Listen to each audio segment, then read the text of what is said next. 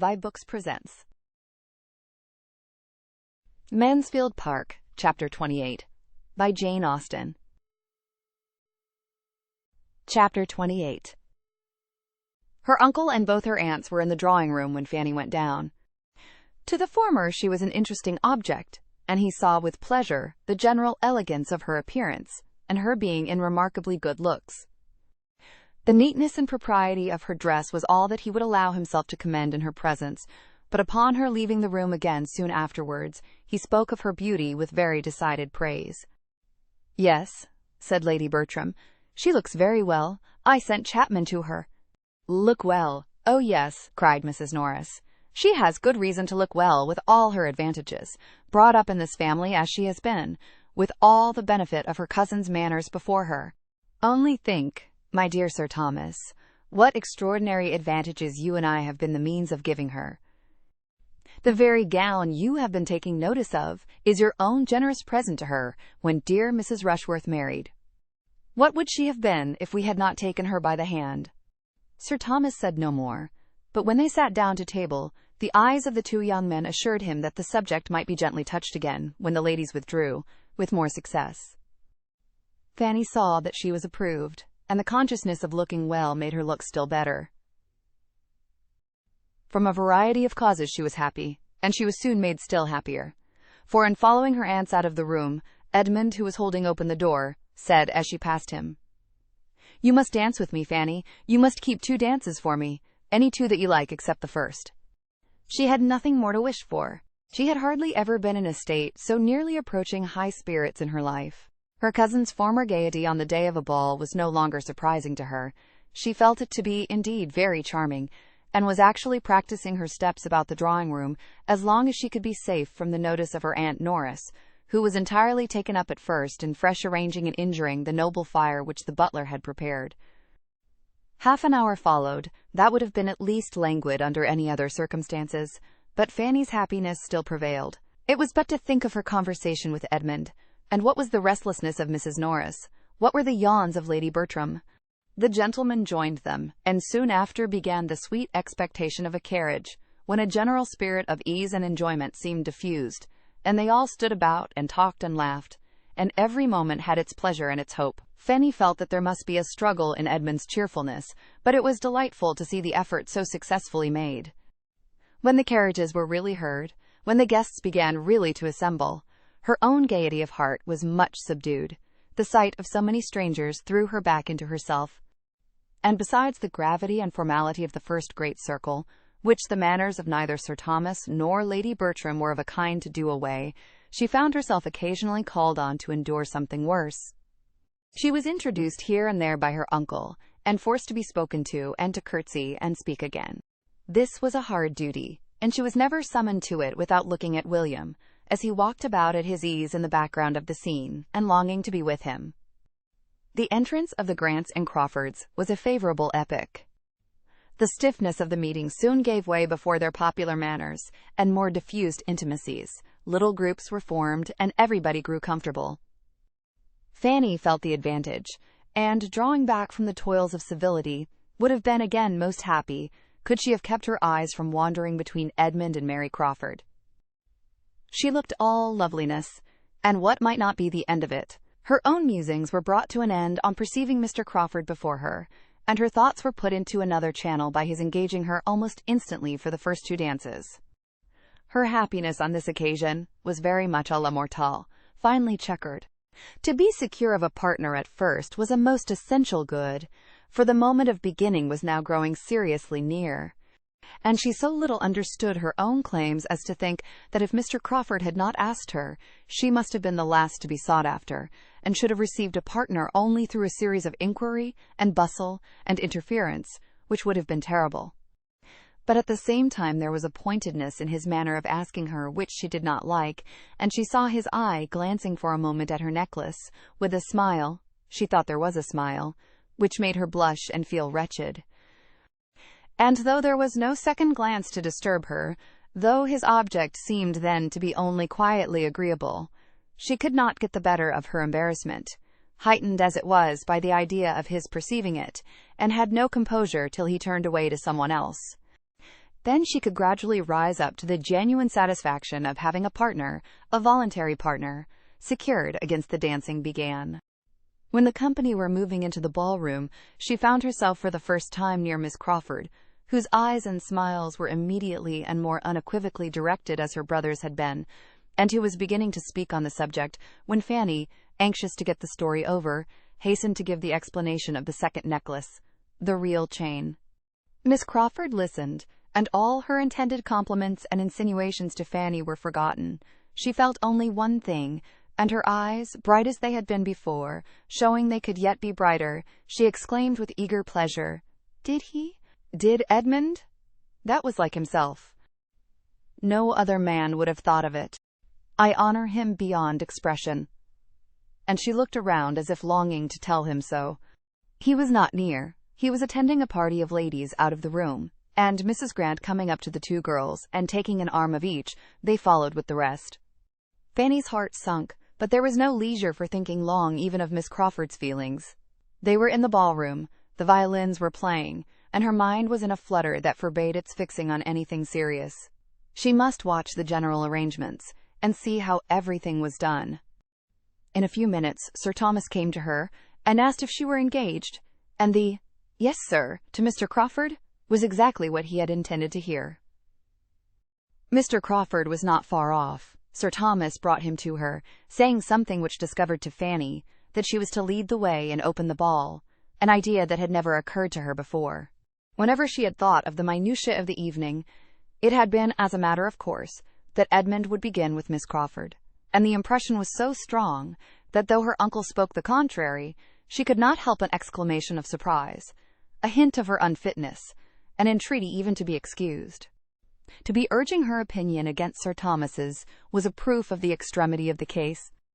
But such was her horror at the first suggestion that she could actually look him in the face and say that she hoped it might be settled otherwise. In vain, however. Sir Thomas smiled, tried to encourage her, and then looked too serious, and said too decidedly, "It must be so, my dear," for her to hazard another word.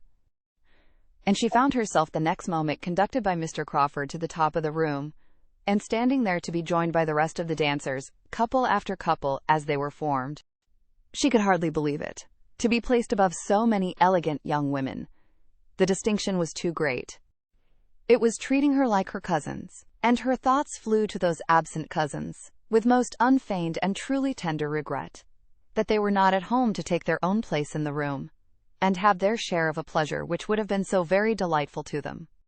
So often as she had heard them wish for a ball at home as the greatest of all felicities, and to have them away when it was given, and for her to be opening the ball, and with Mr. Crawford too. She hoped they would not envy her that distinction now, but when she looked back to the state of things in the autumn, to what they had all been to each other when once dancing in that house before, the present arrangement was almost more than she could understand herself. The ball began. It was rather honor than happiness to Fanny, for the first dance at least. Her partner was in excellent spirits, and tried to impart them to her, but she was a great deal too much frightened to have any enjoyment till she could suppose herself no longer looked at. Young, pretty, and gentle, however, she had no awkwardnesses that were not as good as graces, and there were few persons present that were not disposed to praise her. She was attractive, she was modest, she was Sir Thomas's niece, and she was soon said to be admired by Mr. Crawford. It was enough to give her general favor. Sir Thomas himself was watching her progress down the dance with much complacency. He was proud of his niece, and without attributing all her personal beauty, as Mrs. Norris seemed to do, to her transplantation to Mansfield, he was pleased with himself for having supplied everything else. Education and manners she owed to him. Miss Crawford saw much of Sir Thomas's thoughts as he stood, and having, in spite of all his wrongs towards her, a general prevailing desire of recommending herself to him, took an opportunity of stepping aside to say something agreeable of Fanny.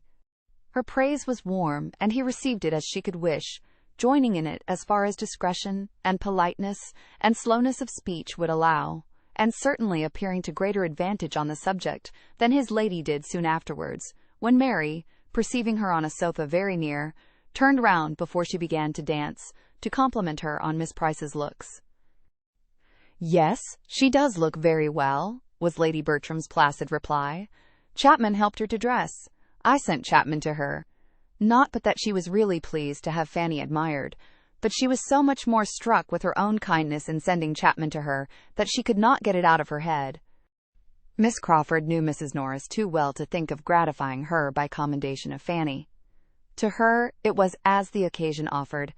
"Ah, ma'am, how much we want dear Mrs. Rushworth and Julia tonight," and Mrs. Norris paid her with as many smiles and courteous words as she had time for, amid so much occupation as she found for herself in making up card tables, giving hints to Sir Thomas, and trying to move all the chaperones to a better part of the room. Miss Crawford blundered most towards Fanny herself in her intentions to please. She meant to be giving her little heart a happy flutter, and filling her with sensations of delightful self-consequence. And misinterpreting Fanny's blushes, still thought she must be doing so when she went to her after the 2 first dances, and said with a significant look, "Perhaps you can tell me why my brother goes to town tomorrow. He says he has business there, but will not tell me what. The first time he ever denied me his confidence. But this is what we all come to. All are supplanted sooner or later. Now, I must apply to you for information. Pray, what is Henry going for?" Fanny protested her ignorance as steadily as her embarrassment allowed. "Well, then," replied Miss Crawford, laughing, "I must suppose it to be purely for the pleasure of conveying your brother, and of talking of you by the way." Fanny was confused, but it was the confusion of discontent, while Miss Crawford wondered she did not smile, and thought her over-anxious, or thought her odd, or thought her anything rather than insensible of pleasure in Henry's attentions. Fanny had a good deal of enjoyment in the course of the evening, but Henry's attentions had very little to do with it. She would much rather not have been asked by him again so very soon, and she wished she had not been obliged to suspect that his previous inquiries of Mrs. Norris about the supper hour were all for the sake of securing her at that part of the evening. But it was not to be avoided. He made her feel that she was the object of all, though she could not say that it was unpleasantly done, that there was indelicacy or ostentation in his manner, and sometimes, when he talked of William, he was really not unagreeable, and showed even a warmth of heart which did him credit. But still his attentions made no part of her satisfaction. She was happy whenever she looked at William, and saw how perfectly he was enjoying himself in every 5 minutes that she could walk about with him and hear his account of his partners. She was happy in knowing herself admired, and she was happy in having the 2 dances with Edmund still to look forward to during the greatest part of the evening, her hand being so eagerly sought after that her indefinite engagement with him was in continual perspective. She was happy even when they did take place, but not from any flow of spirits on his side, or any such expressions of tender gallantry as had blessed the morning. His mind was fagged, and her happiness sprung from being the friend with whom it could find repose. "I am worn out with civility," said he. "I have been talking incessantly all night, and with nothing to say. But with you, Fanny, there may be peace. You will not want to be talked to. Let us have the luxury of silence." Fanny would hardly even speak her agreement.